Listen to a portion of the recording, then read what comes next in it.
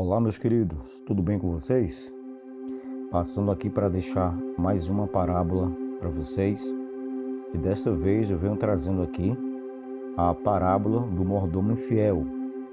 Eu já começo te perguntando, como é que você se considera hoje? Um mordomo infiel ou um mordomo fiel nas coisas de Deus?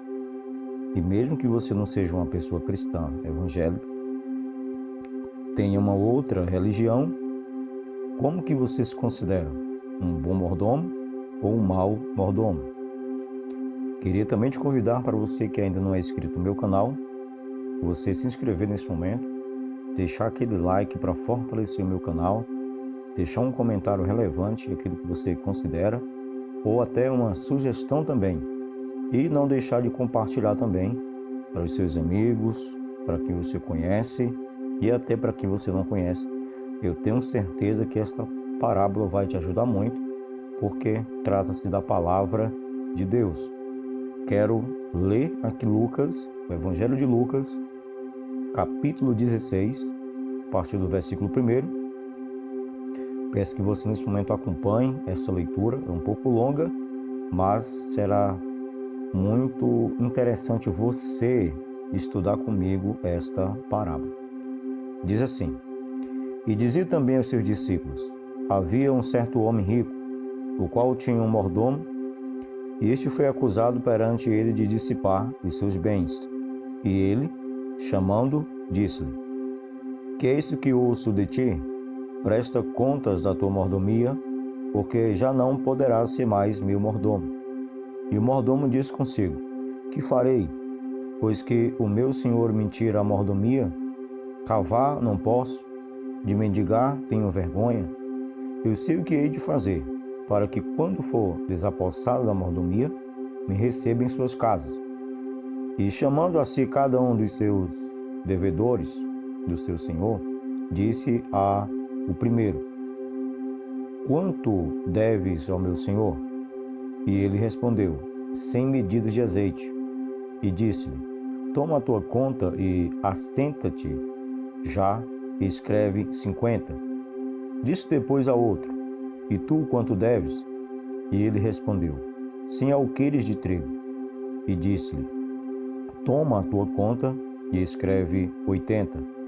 E louvou aquele senhor o injusto mordomo por haver procedido prudentemente, porque os filhos deste mundo são mais prudentes na sua geração do que os filhos da luz.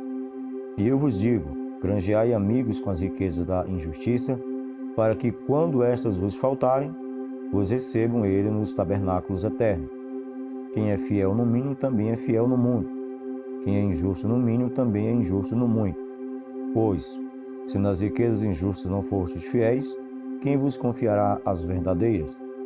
E, se no alheio não fostes fiéis, quem vos dará o que é vosso?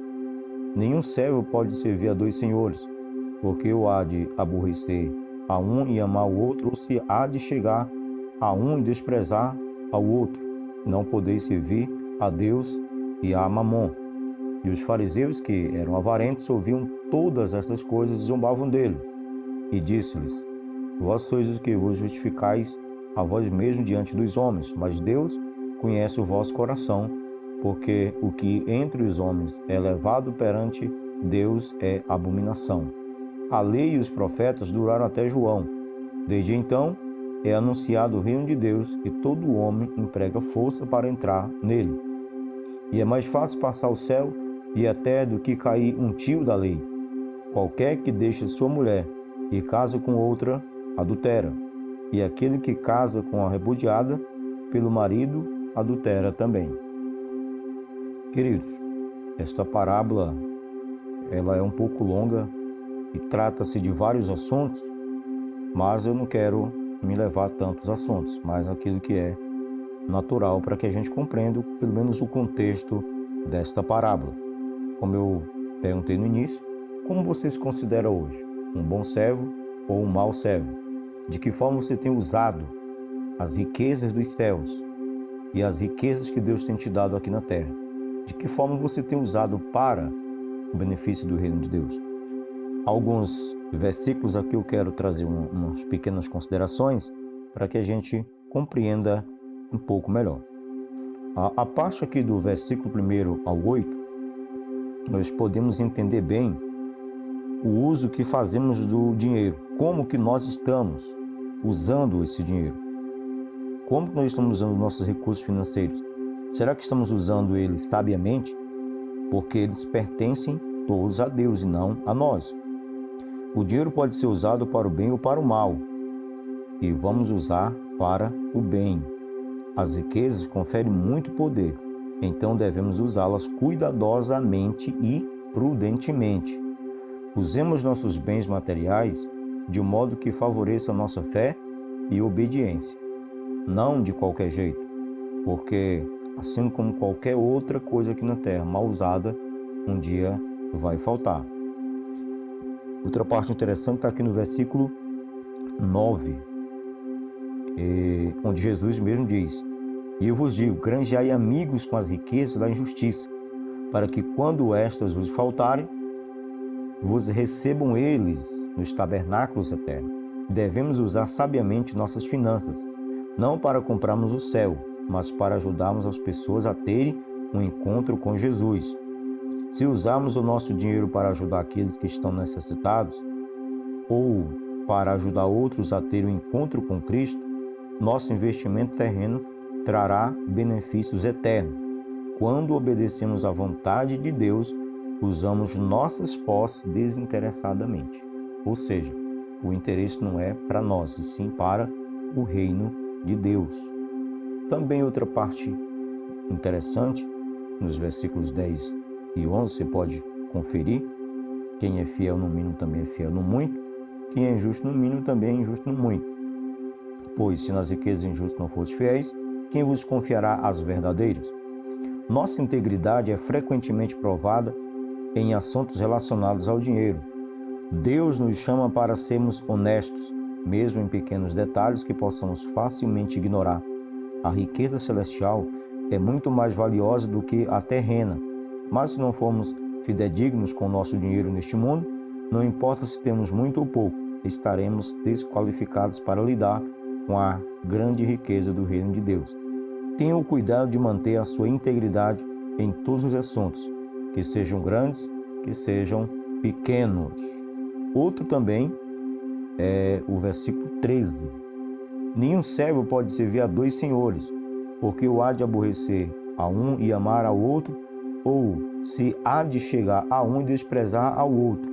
Não podeis servir a Deus e a Mamon, a Deus e o dinheiro. O dinheiro pode tomar o lugar de Deus em sua vida, tenha cuidado. Ele pode tornar-se o seu mestre. Agora eu faço algumas perguntas para você. Como você pode saber se é um escravo do dinheiro? Responda sinceramente. Primeiro, você se preocupa frequentemente com o dinheiro? Segundo, desiste de fazer o que deveria ou gostaria a fim de ganhar mais dinheiro? Terceiro, gasta grande parte de seu tempo cuidando de suas posses? Quarto, sente dificuldade de ofertar? 5. Costuma ficar endividado?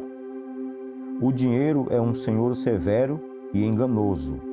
A riqueza promete poder e controle, mas frequentemente não é capaz de trazer os livramentos que necessitamos.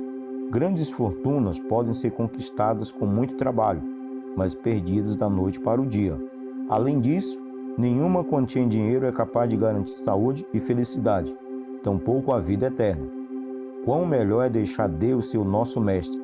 Os servos do Senhor têm paz de espírito e segurança, tanto no presente como na eternidade. Muito cuidado. Quando se trata de questões financeiras, devemos ter bastante cuidado. Agora, veja esse outro versículo, o versículo 14.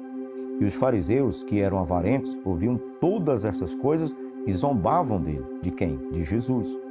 Por amor ao dinheiro, os fariseus criticavam o ensino de Jesus. Vivemos em uma época em que se mede o valor das pessoas pelo dinheiro que elas têm. Ridicularizamos a advertência de Jesus contra servir ao dinheiro, será? Tentamos explicá-las? Aplicamos essas advertências a outras pessoas, aos fariseus, por exemplo, a menos que consideremos seriamente às declarações de Jesus, poderemos agir como os fariseus. Embora muitos tenham hoje corrido atrás de suas vidas bem-sucedidas financeiramente e deixado o reino de Deus de fora, muitos têm se considerado como um fariseu na época de Cristo e nesse tempo agora também. Veja também aqui o versículo 15. E disse-lhes: Vós sois os que justificais a vós mesmos diante dos homens, mas Deus conhece o vosso coração, porque o que entre os homens é elevado perante Deus é abominação. Que os fariseus agiam piamente para conseguir o elogio dos outros, mas Deus sabia o que havia no coração deles. Consideravam a riqueza um sinal de aprovação de Deus. Na verdade, o Senhor detestava tal concepção, porque fazia com que muitos abandonassem a verdadeira fé, a espiritualidade. Embora a prosperidade possa atrair elogio das pessoas, jamais deve substituir a devoção e o serviço a Deus. Tenha bastante cuidado. E os versículos 16 e 17 vai falar sobre a questão das leis, aliás, a lei que elas duraram até João, e há uma necessidade hoje que o homem empregue força para entrar nele. A lei e os profetas duraram até João. Desde então, é anunciado o reino de Deus e todo homem emprega força para entrar nele. E é mais fácil passar o céu e a terra do que cair um tio da lei. O ministério de João Batista foi a linha divisória entre o Antigo e o Novo Testamento. Com a chegada de Jesus, houve o cumprimento de todas as esperanças dos profetas que profetizaram no Antigo Testamento, é lógico. Jesus enfatizou que seu reino era o cumprimento da lei do Antigo Testamento e não a abolição de toda a lei. Seu sistema não era novo, mas o apogeu do Antigo Testamento. O mesmo Deus que operou por intermédio de Moisés estava operando através de Jesus. E é muito importante a gente entender esse princípio. Jesus não veio trazer uma coisa nova, ele veio trazer a sua palavra para renovar o entendimento das pessoas. E por último, o versículo 18, que Jesus trata também de algo que você precisa conhecer e entender. Qualquer que deixa sua mulher e casa com outra, adultera, e aquele que casa com a repudiada pelo marido, adultera também. A maioria dos líderes religiosos daquela época permitia que o homem se divorciasse da esposa por qualquer motivo. O ensino de Jesus sobre o divórcio superou o de Moisés lá em Deuteronômio 24, do 1 ao 4. Mais rígido que os postuladores de qualquer escola de pensamento da época, os ensinamentos de Jesus chocaram seus ouvintes, já que não era aquilo que eles queriam ouvir. E ainda abala os leitores de hoje. Jesus disse claramente que o casamento é um compromisso para a vida toda. Deixar seu cônjuge para casar com outra pessoa pode ser um ato legal, mas aos olhos de Deus é adultério. Quando você pensar sobre o casamento, lembre-se de que Deus quer que este seja um compromisso permanente, ou seja, até que a morte de fato os separe. Queridos, esta foi mais uma parábola, como eu disse, alguns pontos diversos aqui, mas eu tentei simplificar da maneira mais básica para a nossa compreensão. Queridos, não esqueça de compartilhar esta mensagem. Eu tenho certeza que ajudará a muitas pessoas, a centenas, a milhares. E isso você também estará ajudando a promulgação, vamos dizer assim, a propagação do reino de Deus, a palavra de Deus, para que outras pessoas elas sejam abençoadas. Deus o abençoe a sua vida e eu te espero no nosso próximo encontro.